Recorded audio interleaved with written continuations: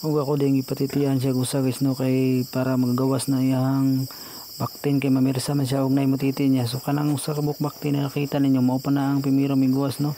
So paggawas niya ako din siyang limpyuhan na so ako din siyang ipatiti. Kaya ako nang patitiyon para makuha ng kuan sa inahan aron mamirsa siya, aron mautong siya, aron magawas ang baktin na sulod siya. So pag nakagawas na siya tanan guys no, mo na ako nang gikuha og ipon. Pulo ra di kabuk ang hinggawas, pulo kabuk yang anak. O muna ako nang gikuha og ngipon. Pag man akong kuha niya na og ngipon, ako na lang gipatutoy. So ako nang giusa-usa og kuha ngipon, ako rang gibutangan og marka para dili ko maglibog og asa tong nakuhaan og asa tong wala nakuhaan. So kanang nagkuha ko ngipon guys, pasensya ra mo kay kawa ko nagamit og gloves. So ni pera di akong gamit na para sa kuko. So simpura man kay ang pagkuha, ako rin pamutlan kay og di mo putlan di man na magpatutoy ang inahan na kay hait man kay ang ngipon. Tagas kayo og ngipon. Hait kayo.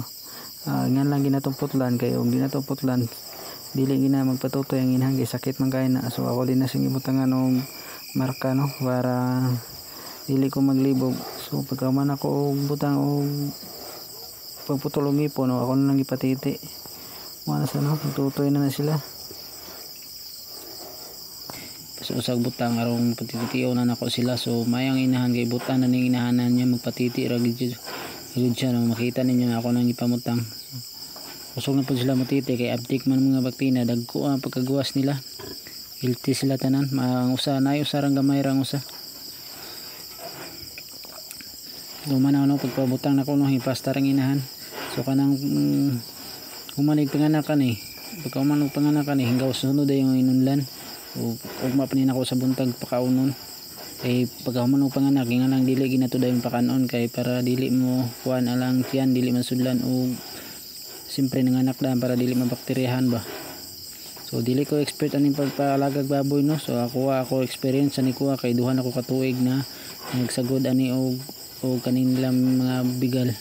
So ako nang ipamutang tanan no, gailog ni sila. Nanay uban na dili pa kay kadumdum sa tutoy, pero ako na lang nang silang kuan gibutang kay ako ang dili kadumdum, ako rang iduot-duot para makadumdum. So abtik sila no, thank you kay abtik kay sila. Walay diferensya, ita healthy po lang inahan paggawas, walay problema. Usar day ang iwid ani no, usar kabuk siyam ang siyam pires tanan kadagko lang siya mo nagi usa na lain na gamay. Ang ikapulo ang last na gawas mo ay gamay. So okay man absent gamay abtik man gyapon. Makita man yung gailog sila sa pagtutoy. So ang inahan luya kayo, siyempre kay bagong panganak.